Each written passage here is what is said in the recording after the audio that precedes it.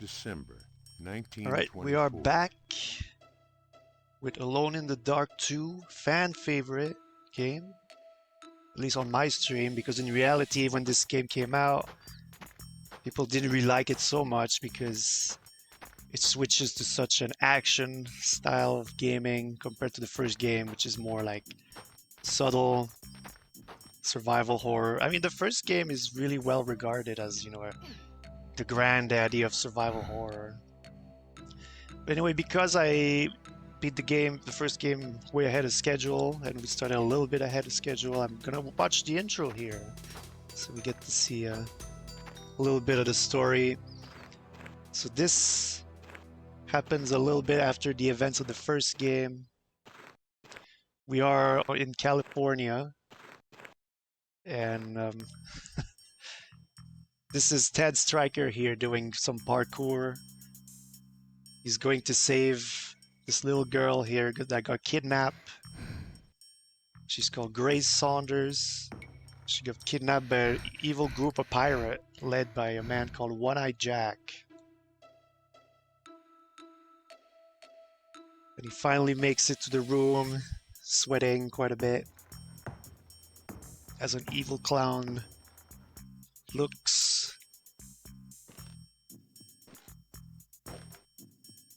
Somehow Ted doesn't realize that the clown is getting closer. How silly.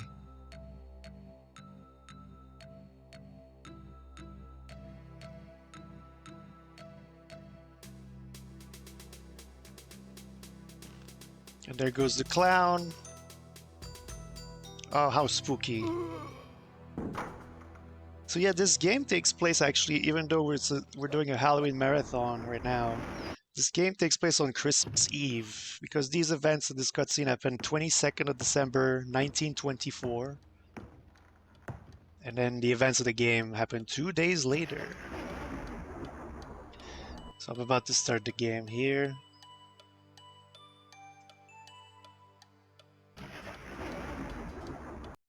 Cool intro, everybody. And here we go, 3, 2, 1, go. 2 days later. 2 days later. This time we're Carnby.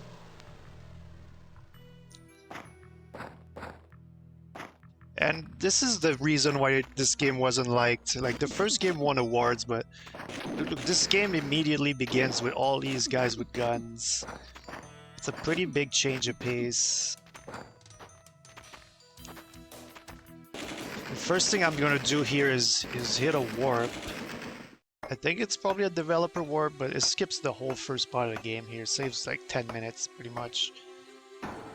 Skip a whole hedge maze and a whole lot of fighting.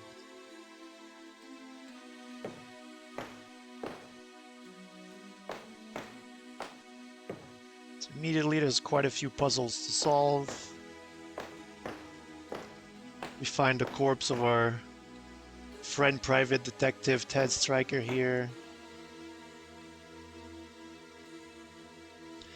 But we're Carnby, so we're not gonna suffer the same fate.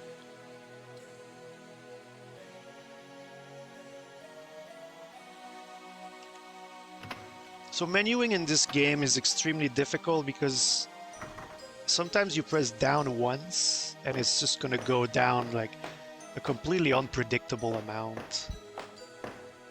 Hey, you. And that actually goes for all 3 games, but it's just way more pronounced in this game for some reason.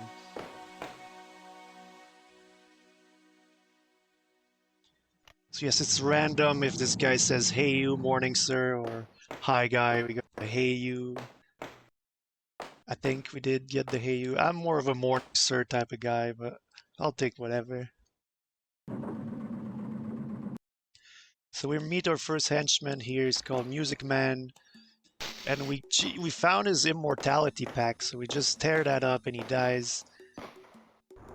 So you may be asking, well, what's going on here? Like, they've captured a little girl. This guy's immortal.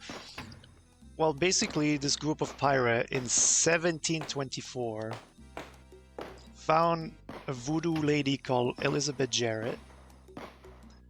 And she told her, I can make you guys immortal if you just find me some innocent young person every 100 years.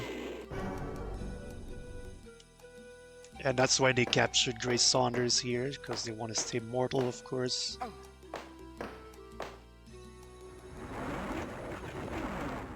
Solving some puzzles here, dodging. The first part of this game is pretty fast-paced.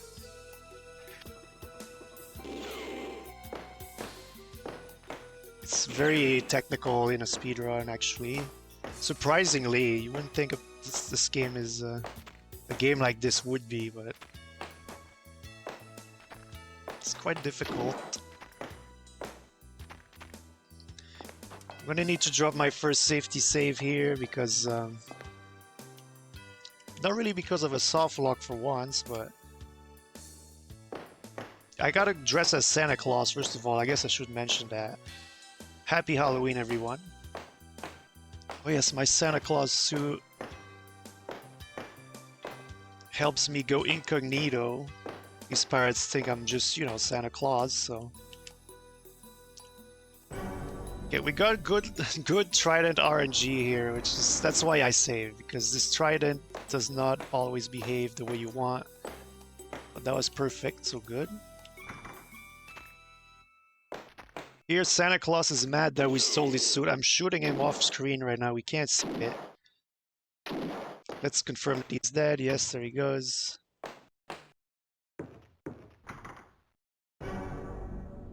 Yes, the original Santa Claus is extremely drunk. That's why we're able to steal his suit so easily. But when he finally realizes, he comes for you.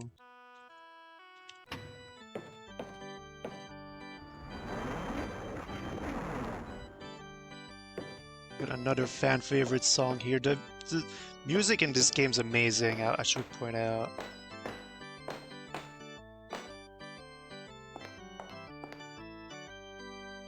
Have to save here because there's a door that can decide to just bug out. I don't want to soft lock because of the door. This is Black Hat. He's one mean henchman. If you do your movement right, you can sort of manipulate him where you don't really get hit too much. I got hit twice here, it's not the worst.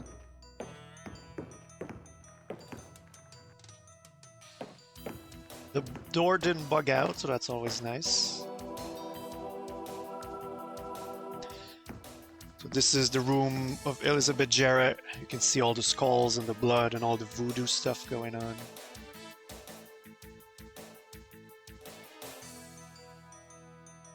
So we made it to the secret floor here. This is where Grace was kept.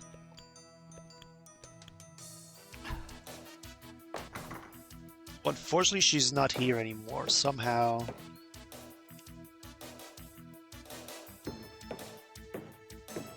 Hi, guy. Just shoot some more zombie pirates. As Bubble Blade. This is... One-Eyed Jack is the main antagonist of this game. This is Bubble Blade doing all the acrobatics. This is the right hand of One-Eyed Jack. And he has some pretty cool animations. Here I gotta throw the pom-pom to lure the evil clown that we saw in the intro into the pizza snake. Bubble Blade is really upset about what I'm doing. Here I gotta save because we're dropping down the chimney as Santa Claus here, but all these zombie pirates are down here. It's kind of a big Hail Mary here if I live or die. So we'll see what happens. This is kind of the safe way to do it, but it's still risky.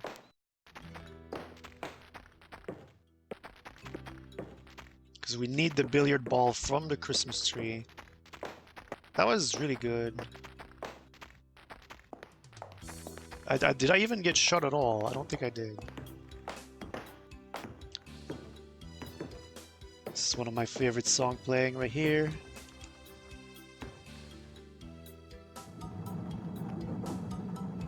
So you can kind of move during cutscenes sometimes. That's what I was doing here.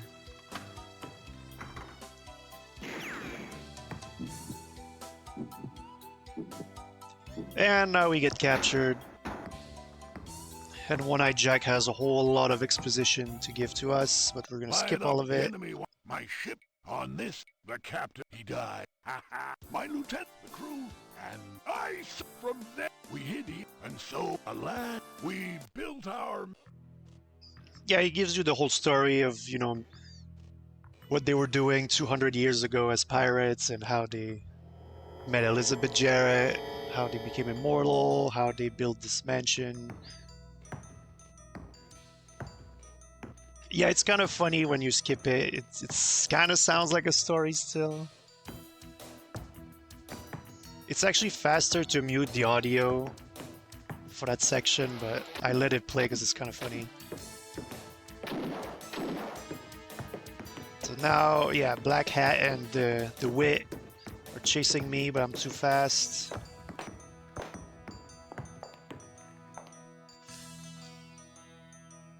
Now this is the end of Carnby's Santa Rampage, as I like to call it. So I'm going to put the body armor and then get captured by Elizabeth Jarrett, the voodoo master behind the immortality of all the zombie pirates here. She's just too strong.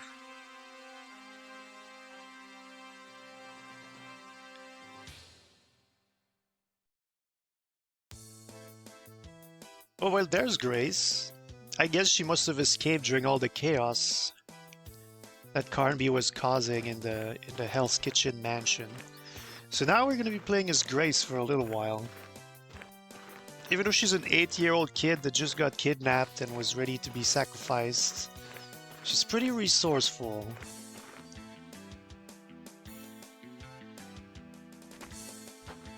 Yeah, hopefully she I know some people don't like Grace so much, like Axios right here in the chat. But she'll be alright, she'll do fine. She hides in the trunk first of all. And this is kind of, I always say it's like a Metal Gear called out. I always say it's like a Metal Gear section here because you need to sneak around. I'm gonna save again because sometimes we need to grab the hook over there.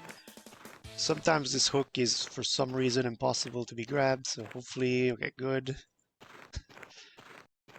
We're skipping all the soft bugs and bugs, so that's always nice. So you need to walk pretty specifically here to not be seen by these guys, which are Mr. I and the Look Boys.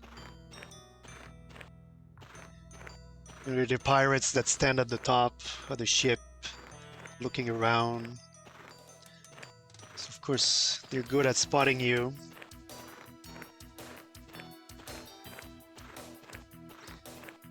And yeah, this is kind of like the first part of this game is so fast-paced, and then suddenly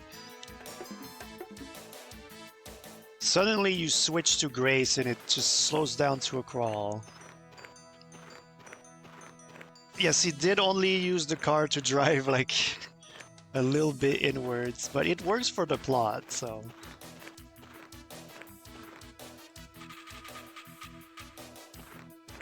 Now we immediately get captured.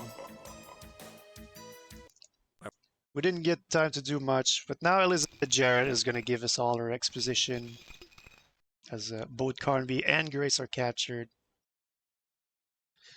I will remove the sound effects for this one because it's not as funny.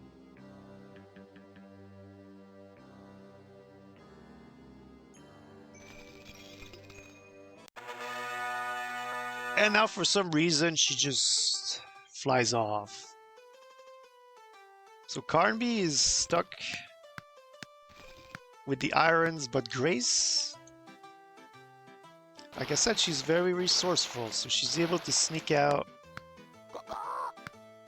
Get greeted by a parrot here.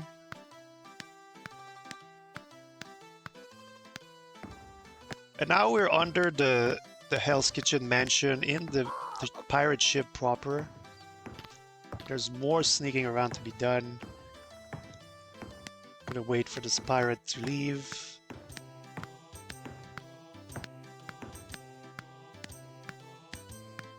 And I just want to mention, by the way, like, I don't know if anyone's noticed what I said, but this game, like the events of this game with One-Eyed Jackson his pirates started in 1724. And every 100 year they come back and they need a sacrifice for their immortality. And this is 200 years later, right? In 1924. December 24, 1924. So, I mean, what year is it right now? It's 2024, guys. We're exactly 100 years from the events of this game. Which means that in less than 2 months, One-Eyed Jack and his crew are going to come back.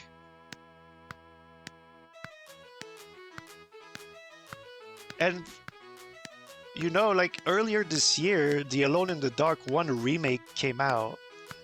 So they really had the perfect setup here. The perfect setup for the Alone in the Dark 2 remake this year. As its 100 year anniversary of the events of this game. Like, you couldn't write a better scenario for a remake. Unfortunately, the remake of the first game didn't sell so well at the start of the year, so I really don't think it's gonna happen. But oh, I missed the chest here. Okay, I need to save here because this part is extremely janky.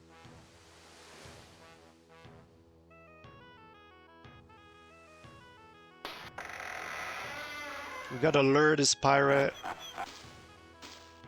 And we're gonna use this mini cannon.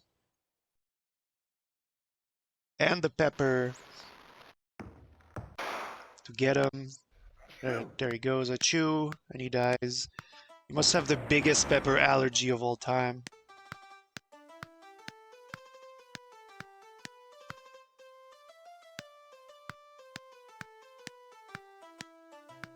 So onward we go with Grace. We find a chicken's foot.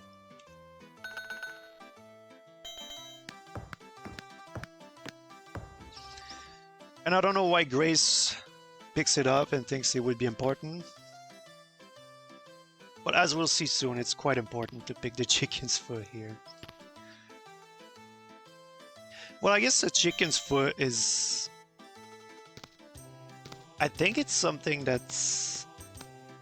I mean, I don't want to say commonly used in voodoo, like voodoo is something that people commonly do, but I think it's known as like an important voodoo item, I want to say. So I don't know, maybe Grace knows more about voodoo than she lets on. Hey, you. Anyway, creeps are coming for us, zombie pirates. All we got is a pot of molasses and an ice box. So we're gonna put some ice on the floor. And he just pulls a slip-in Jimmy and dies. And that's what I mean. Grace is really resourceful. She does a lot with very little.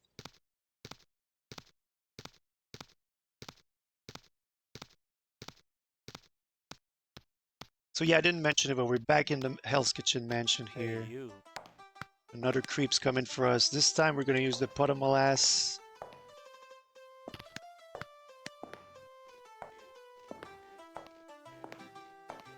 And when we hear the footstep stop right now, that means he got stuck in the molasses successfully.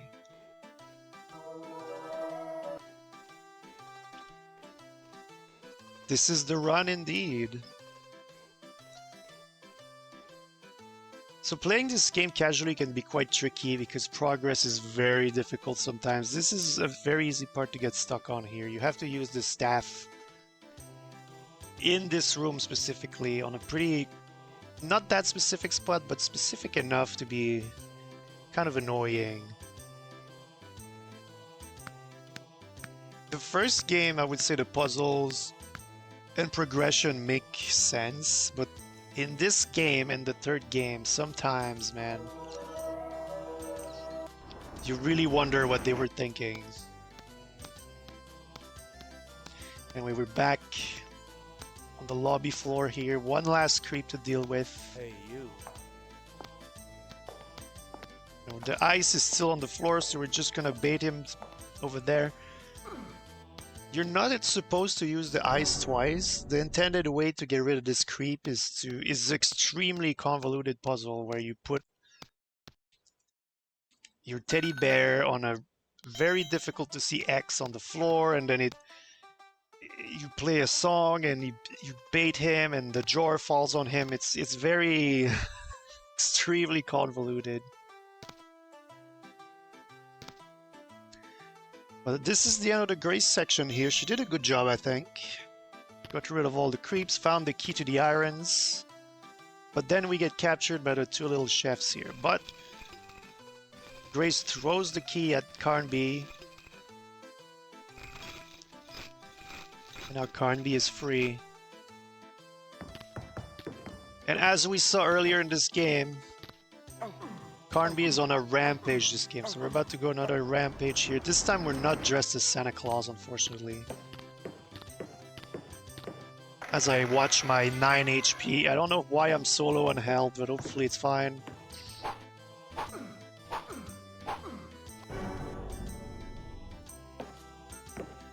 If we're not, I'm just gonna go grab another body armor, it should be okay.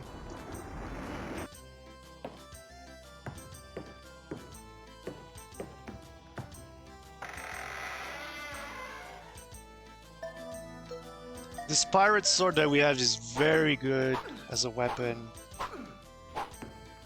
You sort of get a gun in here, but there's just no point when the sword is so good.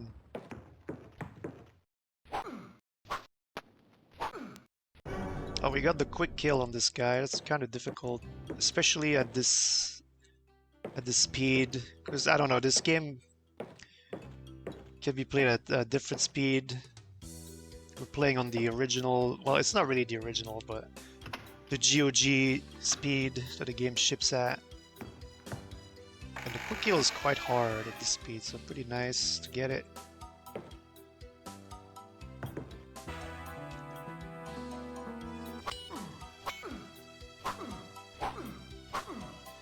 So unfortunately I kinda killed the guy in front of the door, so every time I need to enter and leave this room, I'm gonna get prompted to grab the pistol. Okay, we skipped it. Good.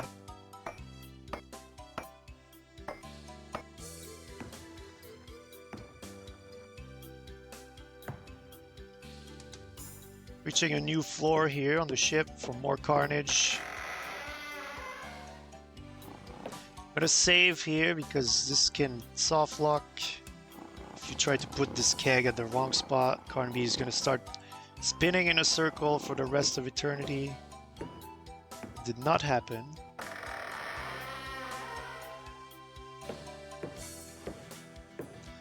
This poor pirate, zombie pirate, sleeping.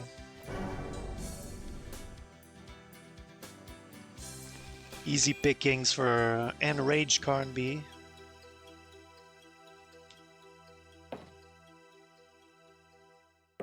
Pushing this cannon is kind of tricky. For some reason, the push mechanics just works slightly different on this one part of the game. And here we use the cannon to just explode the dormitory where all the zombie pirates are sleeping. It's just Carnby is just a killing machine in this game. It's just Jason Voorhees has a lower body count in most of his movies. Now we're taking down the two mini chefs, which are quite a problem in a casual playthrough. And the big chef. There's a quick kill you can do here. I think I missed it, but it's okay. Yeah, you can If you do it right, the skeleton's gonna instantly despawn, but now we gotta wait a little bit. It's okay. For some reason, I don't like having 9 health, so I'm gonna take this flask here. I normally wouldn't do this, but might as well. It's not that long.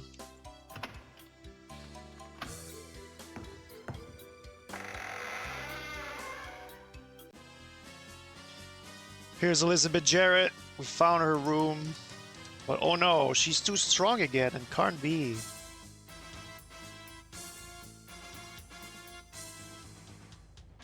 Once again. Has to be saved by grace.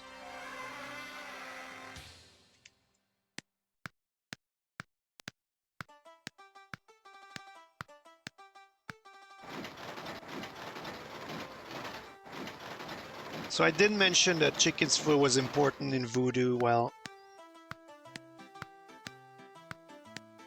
okay, I need to position myself. I'm too scared actually. I'm gonna save because okay, use the chicken foot and we kill Elizabeth Jarrett.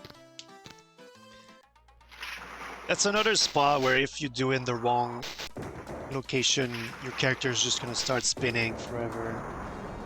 I can skip this cutscene, but since we're ahead of schedule and already, and it's kind of important to see one of the main villain on the game get owned. Let's just watch it.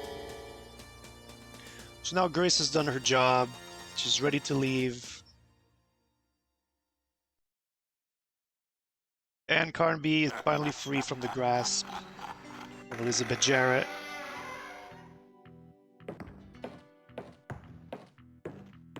Now we're headed on the deck of the ship for the final battles. We're going to take out all the henchmen, Bubble Blade, and finally One-Eye Jack. I will save, because I've seen some strange things happen here before.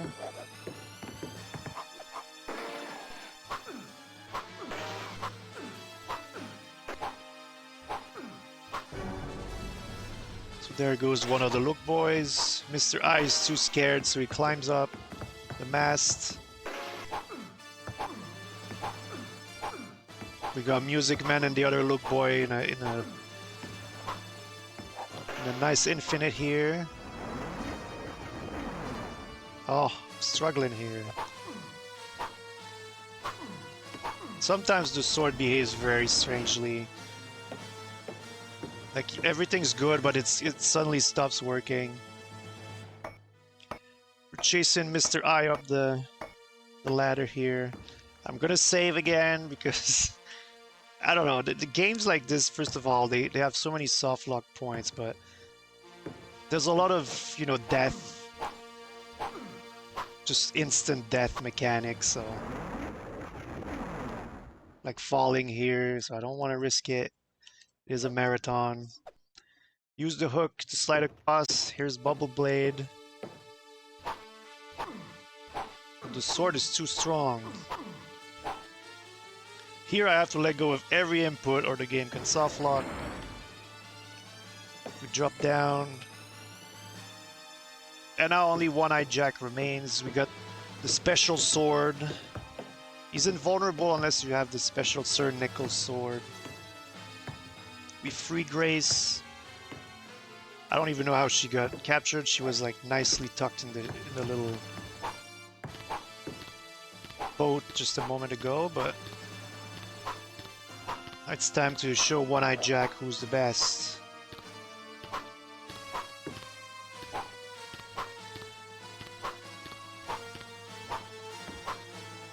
If you get him right here at the spot, he's very... Oh, that was a super fast fire. What the hell?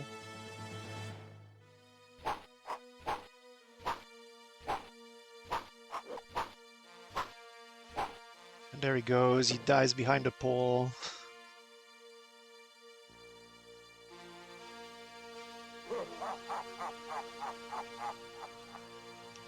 $26.39, not bad, not bad. So I think we're quite ahead still of the schedule. I don't know if we are actually. I think we have time to watch the ending. It's not too long. We make our escape here. But One-Eyed Jack fires the cannon, so the cave collapses. Oh, we just barely make it out. As if you notice, the cave sort of makes like a skull shape. And we can see Hell's Kitchen at the top of the cliff there. It gets hit by a lightning bolt and disappears. And the way it disappears sort of implies it's gonna come back. I always thought that was cool. And it's gonna come back in 2 months. It is 2024. And they come back every 100 years, so... And yeah, Grace is flipping us off here, which is a little rude, but... You know. Anyway, that was Alone in the Dark 2. I will be right back in a moment with the last game of the trilogy, Alone in the Dark 3.